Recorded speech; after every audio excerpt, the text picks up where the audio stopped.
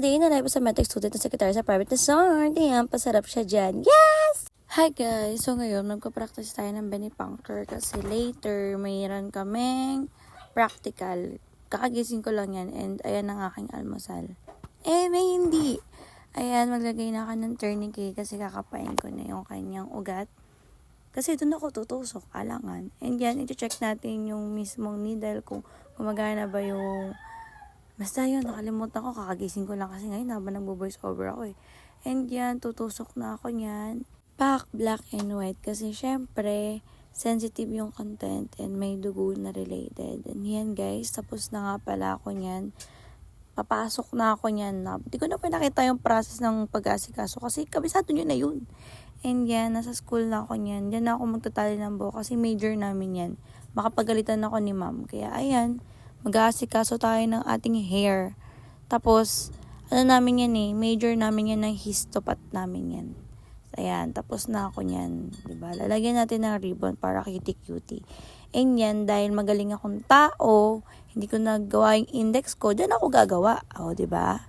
Tapos yan, tignan nyo. Ang laki ng pleb kit niya. Diba? Super. Yung akin parang apo lang. Apo sa tuhod to, pre. Eh, pangarap ko kasi maging mekaniko, dito ako napunta. Wala tayo. Medyo, Ben. And yan, nag-introduce sila kasi late sila nakaraan. And magkuquiz tayo agad-agad. First day ng meet kay ma'am, quiz agad. Tapos yan, lumabas kami yan kasi break time namin. Nangyayin kami ng break time kay ma'am kasi mga gutom na kami. Diba? Nakailang store kami yan. Tapos pagbalik namin, ganito na agad. Ayan, kapaan na agad ng ugat. Practical na kami kagad. And yan, ako yan guys. Ako ang unang-una, syempre, vlog ko to eh. Alangan naman sila yung una kong ipakita, di ba? Disinfect muna natin yan. And... Nga malalim ah. Tingin tusok na ako nga malalim. Nice one, galing! Lang pre, huwag kang malikot pre. Tutusukin kita lalo. Galing Okay na yan, ma'am? Huwag mo lang ubusin. Okay, anong natatanggalin? 30K, ma'am. Kabila. Ala.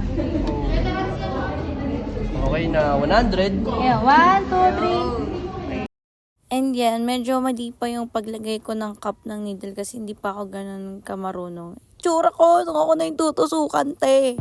Pero tiwala lang. Ayan guys, si Joben yan. Partner ko.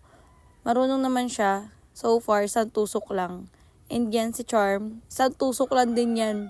Pero nung siya na yung tutusukan, na-skin test siya, mga ilang tusok yung nangyari sa kanya. Medyo madaming practice na din naman na siguro yan sila kasi hindi ko alam yung journey nila sa tusok-tusok na yan. Pero yung iba talaga, yan siya, nakadalawang tusok yan. Kabila ang braso, may tusok. Pero okay lang naman daw sa kanya. Since practice pa lang naman, diba? Sabi nga nila, practice makes perfect. And yan guys, siya na nga pala yung glass na tutusok. Saglit lang yan, kinapatas, tagilid yung needle kasi tagilid daw yung ugat. And yan, uwian na guys. Yan ako excited lagi. Bye! Yan mga klase ko, uwi na sila. Santa Maria pa sila.